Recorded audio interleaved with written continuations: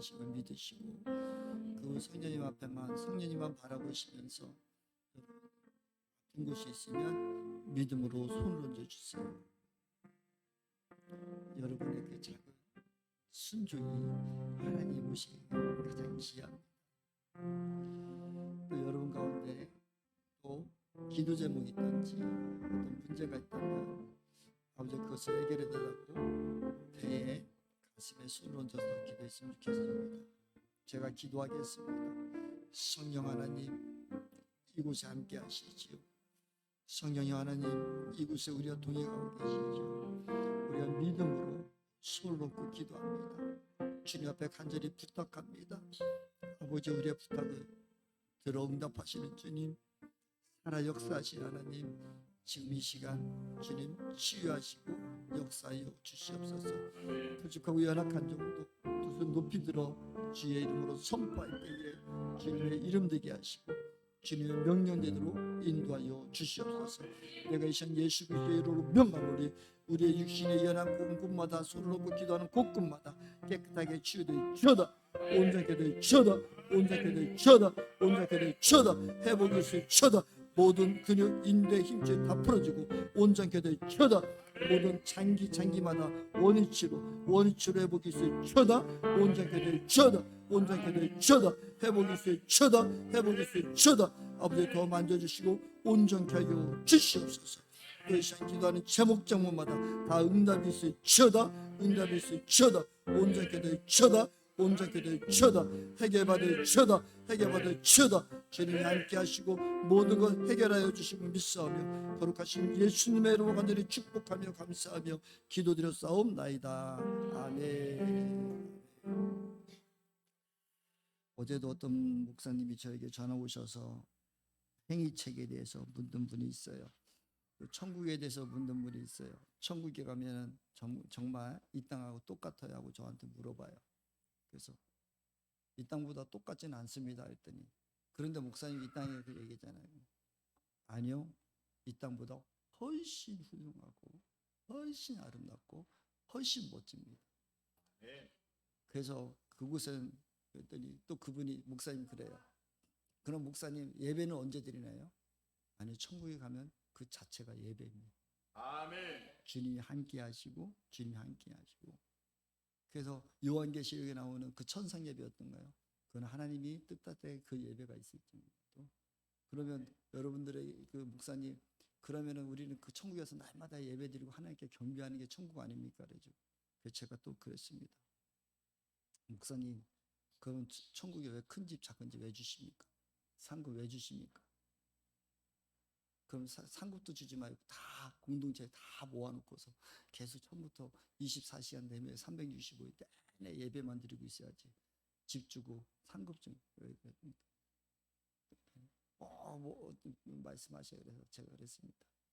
성경책 한번 자세히 보시고, 죄송하지만 하나님이 주신 상급에 대해서 너무 많은 이야기들이 있습니다.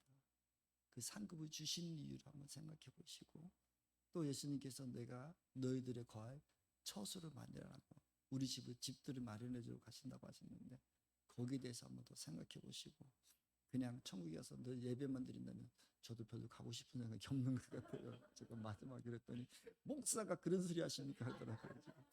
연세 드신 목사님이셨어요. 네. 목사님은 제가 천국 가서 보니까 그런 소리 할만 하더라고요. 죄송합니다 그랬습니다. 끊었습니다. 우리 늘 소망하시고 하나님 앞에 늘 축복받는 여러분 삶이 됐으면 좋겠습니다. 우리 말씀 보실 때 말씀 앞에서 우리 다시 늘 깨닫고 하나님 앞에 늘 이 땅 가운데 여러분 삶 속에 매일매일 주님 만나는 역사의 길을 간절히 소망하기 원합니다. 우리 말씀 보시겠습니다. 요한복음 1장 12절입니다. 요한복음 1장 12절 한 절이니까 우리 함께 우리 합독하시겠습니다. 시작. 그러나 그를 맞아들인 사람들 곧 그 이름을 믿는 사람들에게는 하나님의 자녀가 되는 특권을 주셨다. 아멘. 아멘. 오늘 말씀 가지고 하나님의 자녀의 축복이라는 제목으로 말씀 증거하실 때에 여러분 많이 은혜 받기를 원합니다. 나오셔서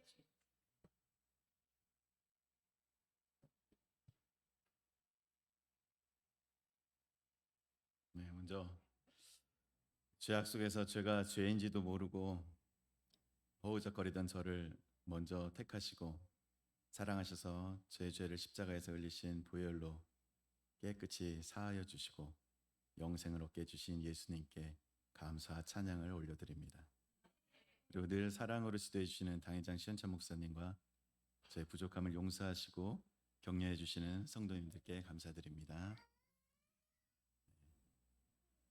제가 여기 딱 서서 보니까 여기 계신 분들은 정말 축복받으신 분들이네요. 여기가 어디입니까? 기쁨 충만입니다. 기쁨 충만. 기쁨 충만이 뭡니까? 그곳이 바로 천국입니다. 그래서 우리는 작은 천국들이 모여가지고 지금 심령에 다 천국이 이루어지셨죠. 천국 잔치하는 겁니다. 네, 이곳이 천국입니다. 천국이 이미 시작되었습니다. 세상 사람들은 이 세상이 너무 고통스러운 고통의 바다라고 표현하지만 우리에겐 천국입니다. 이미 시작되었습니다. 그래서 이 잔치를 기뻐하시며 즐기셨으면 좋겠어요. 네. 그래서 이 안영관 안수집사님께서 떨리신다고 하시는데 정말 위로가 많이 됩니다. 네.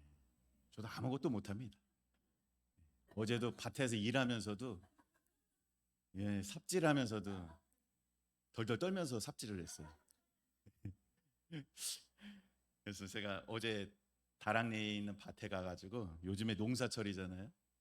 또 이제 막 싹들이 나는 걸 보고 나무에 싹이 올라오는 거 보니까 이 농사 본능 올라오잖아요. 또 막 하고 싶잖아요. 막 밭에다 뭘 심고 싶고 그래가지고 제가 갔습니다. 그래서 올해는 고사리를 100평 심었습니다. 그래서 또 고사리에 대해서 연구를 해보니까 고사리가 주로 물 빠짐이 좋아야 된다고 하는 거예요. 그래가지고 제가 장비가 삽과 괭이가 있어요.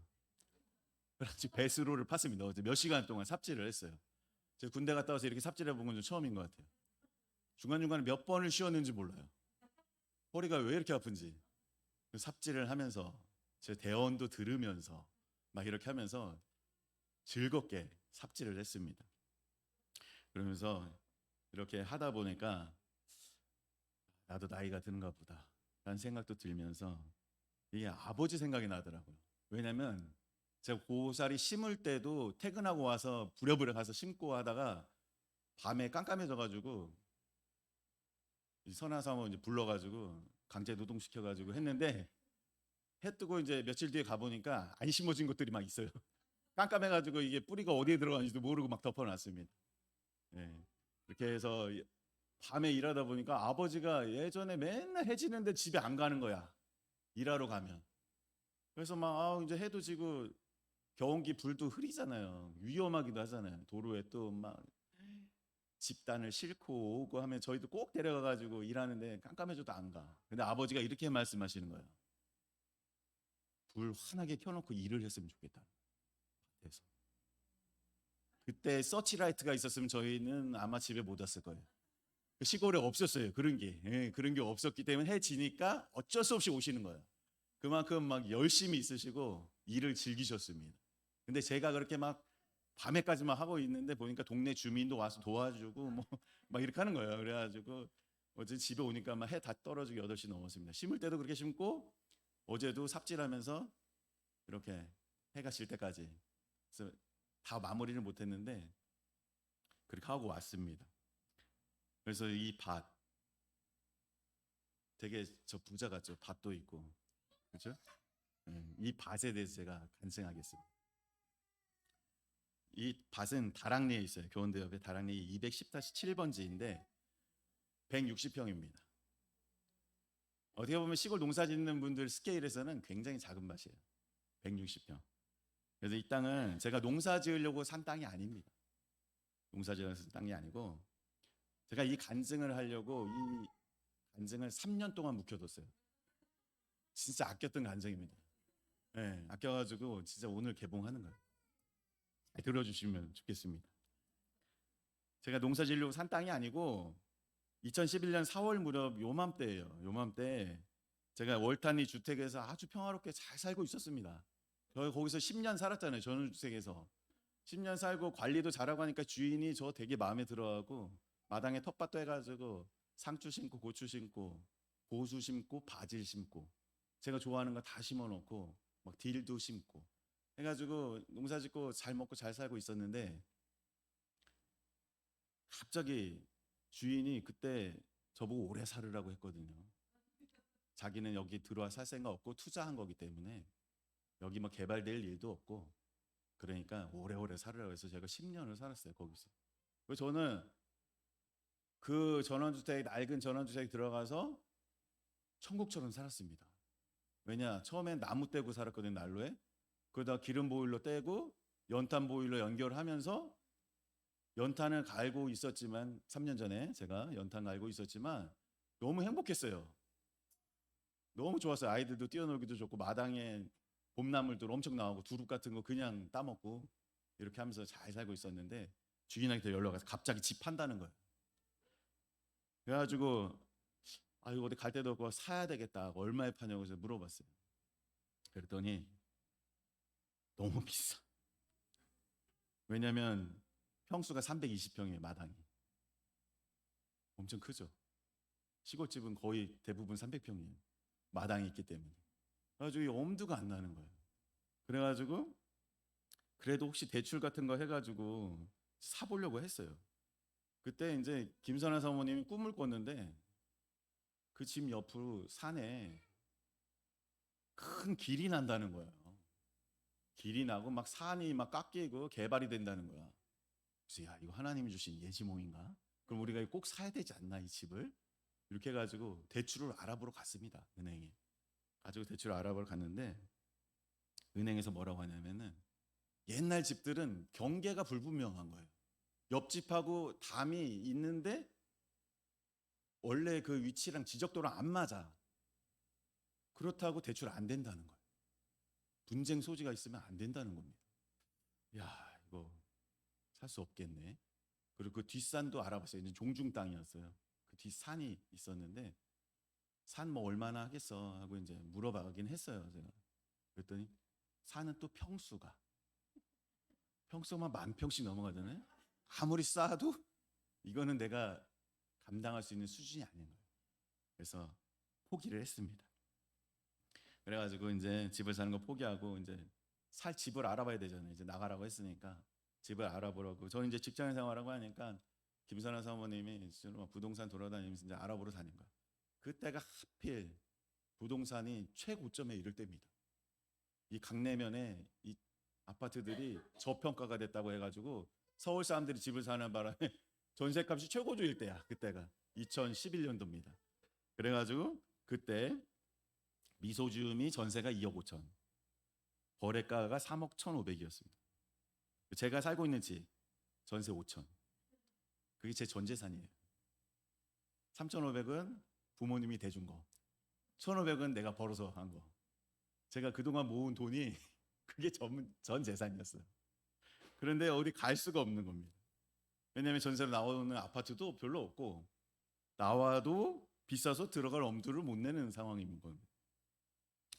그래가지고 여기저기 부동산을 집을 알아보고 김선아 사모가 발을 동동 구르면서 돌아다녔지만 집을 구할 수가 없었습니다.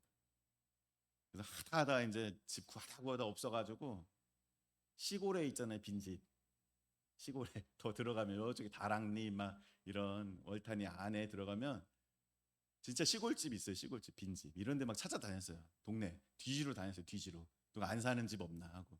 그러니까 있어요. 가끔씩 폐가처럼 된 집들이 있어요. 근데 사람 살만한 데는 또 전세 안 내놔. 그 부모님 돌아가시고 비어있는 집 같은 데 있긴 있었습니다. 안 내놔. 못 사요. 그 빈집 같은 데 막 돌아보긴 다녔어요. 그래서 이제 아 이거 어떻게 해야 되냐. 이거 시간은 다가오고 나가야 되는데. 그런데 6월 초쯤 전화가 한 통 오는 겁니다.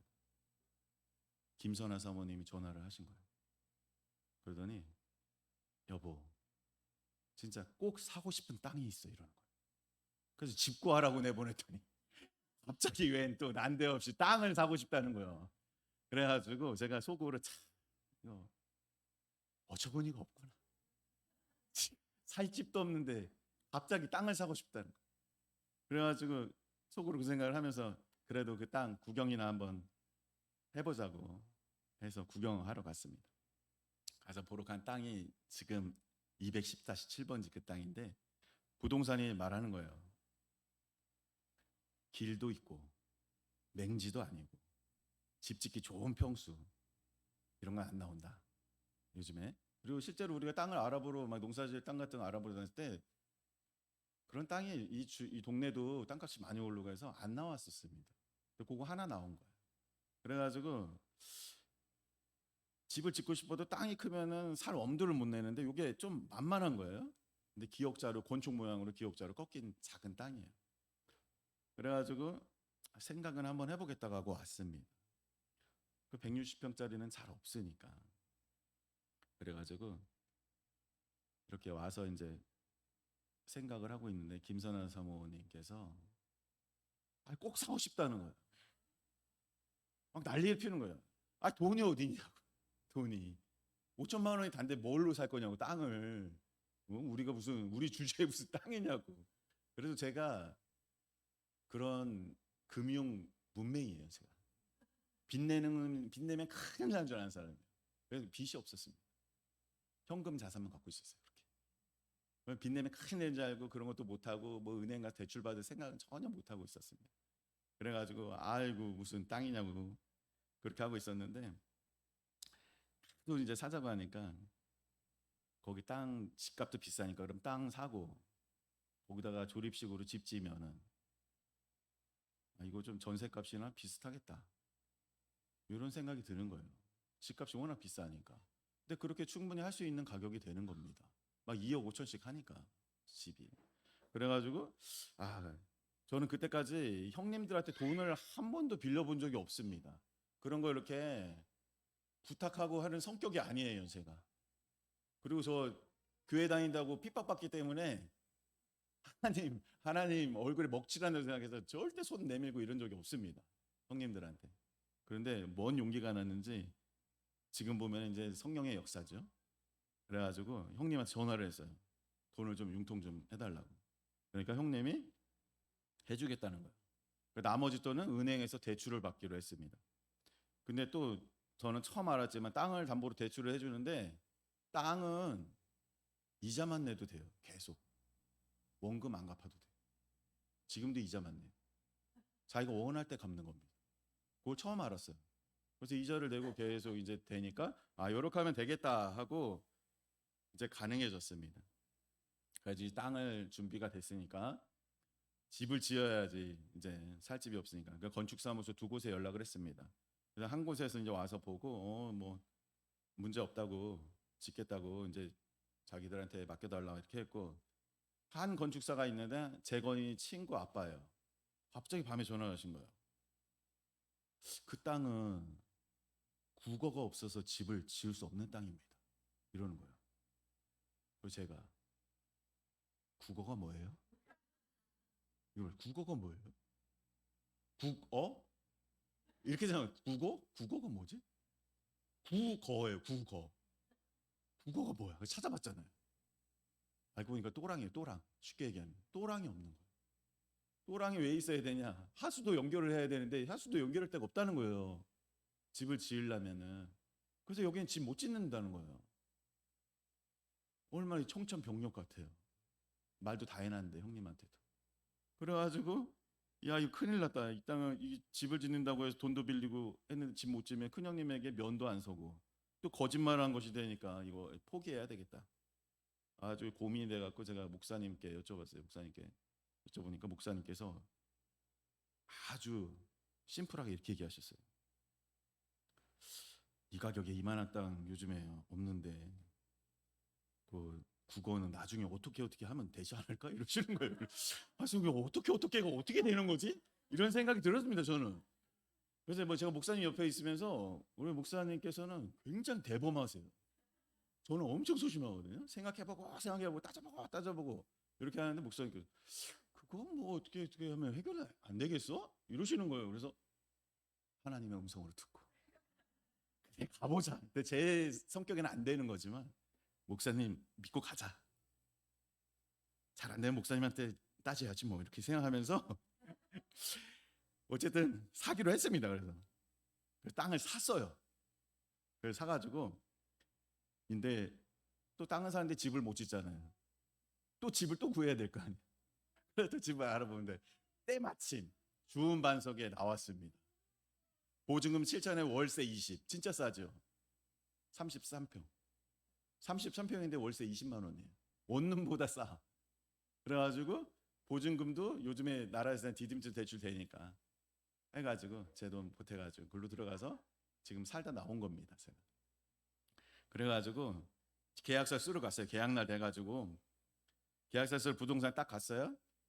딱 가가지고 이제 막 사인하고 이제 돈 뭐 다 보내 그렇게 해서 딱 갔는데 부동산에서 이렇게 서류를 넘겨주는데 땅 문서가 2개예요. 땅 문서가 2개야. 아 이게 뭔 일이야 이거? 부동산이 이거 뭐 나를 가지고 사기를 치는 건 아닌가? 이런 의심도 하면서 딱 봤어요. 그랬더니 제가 보고 온 땅 있잖아요. 160평짜리. 그 땅 계약을 쓰더니 땅이 하나 더 있다는 거야. 120평짜리. 맹지인데 이거는 덤으로 주겠다는 거야. 거기에 딸려 있는 거라는 거야. 그래서 할렐루야 이게 웬일이냐. 160평짜리 사고 120평 받았어요.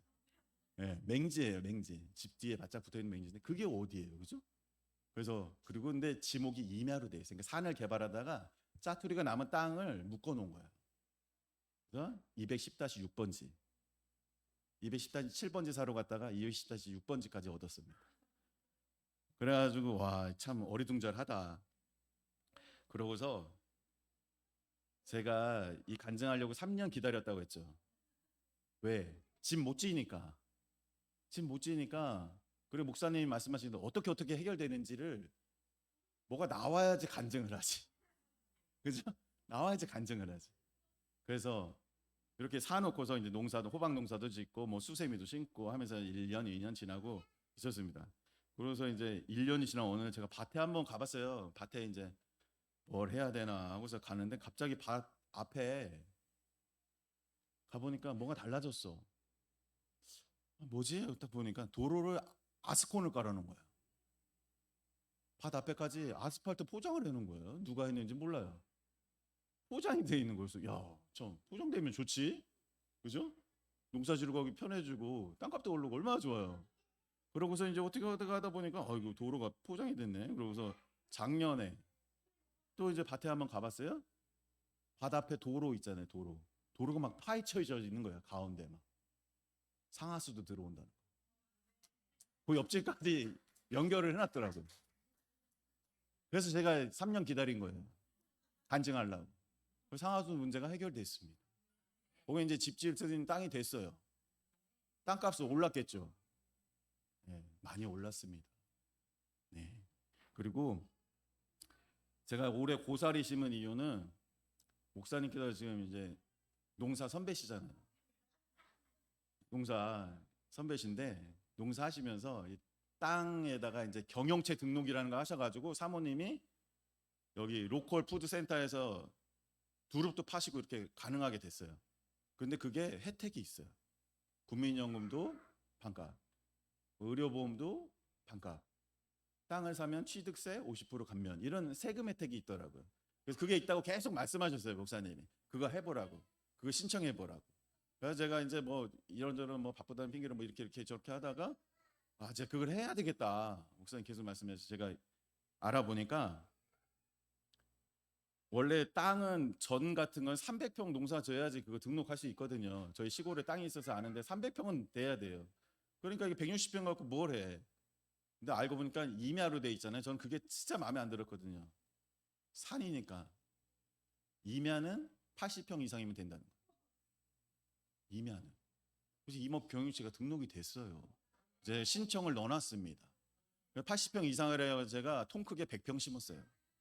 혹시 따지고 들까봐. 듬성듬성 심었다고 뭐라고 하면은 20평은 이렇게 먹어 들어가면 또 80평 이상은 된다 하려고. 그래서 딱 심어놓고 왔습니다.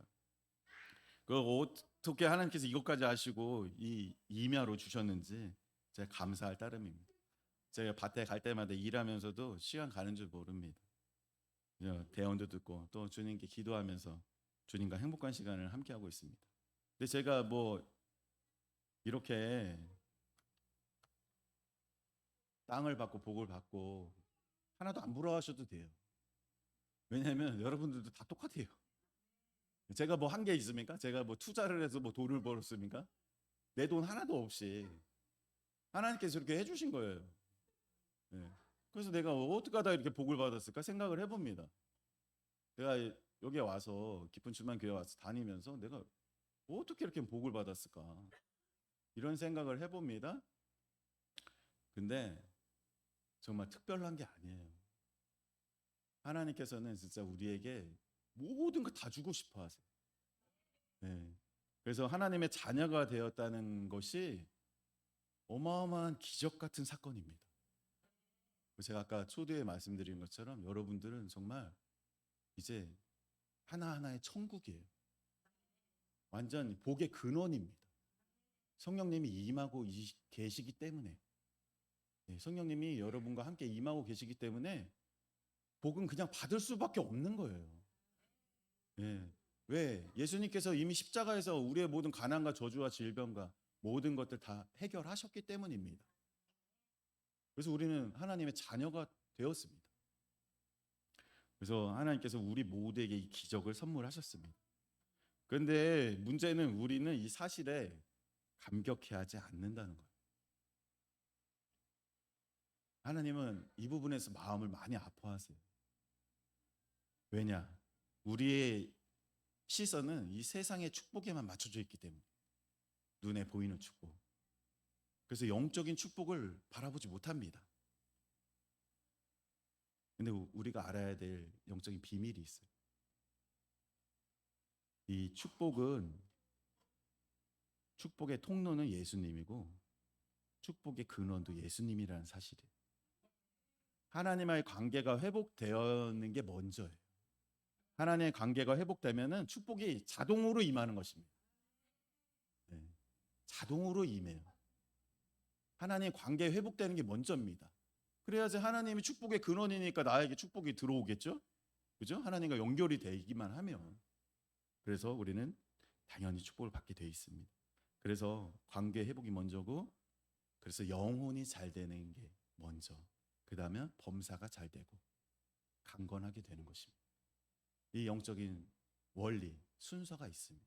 그런데 우리는 어떻게 보면 그런 걸 보지 못하고 눈앞에 있는 것만 보고 계속 달라고 하는 거예요. 이걸 주세요. 좋은 집을 주세요. 땅을 주세요. 그게 아니라 하나님과 관계 회복을 먼저 하면 그건 저절로 준다니까요. 그걸 먼저 하셔야 됩니다. 하나님과의 관계 회복. 왜? 하나님은 왕이시잖아요, 왕. 이 온 우주를 창조하신 왕이십니다. 그래서 우리가 믿기 전에 우리의 죄 때문에 하나님과 우리의 관계가 막혀 있었잖아요. 끊겨 있었잖아요. 그렇죠? 우리가 믿기 전에, 예수님을 알기 전에 하나님 관계가 끊겨 있었습니다. 그래서 하나님께서 예수님을 이 땅에 보내셔가지고 우리의 죄값을 다 치르게 하셔서 죄를 없애버리셨잖아요. 그죠? 그래서 우리는 다시 관계가 회복된 상태입니다. 지금 예수님이 이렇게 끊어졌던 곳에 다리를 척 놓으신 거예요. 왜? 하나님과 우리가 연결됐습니다. 여기 계신 분들이 다 연결되어 있는 상태예요. 지금 현재. 그래서 우리는 관계가 회복되었고 이미 하나님을 아빠, 아버지라고 부르는 하나님의 자녀의 자격을 갖고 있습니다. 그러니까 하나님의 자녀가 됐다는 것은 정말 어마어마한 사건이에요. 아버지가 왕이기 때문에 우리는 왕자가 되는 겁니다. 왕자 공주님이 되신 거예요. 우리는 이 기쁨 속에서 살기만 하면 됩니다. 왕자의 권세는 어마어마해요. 왕도 마찬가지지만 왕자도 엄청나게 권세가 많습니다. 그래서 우리가 왕자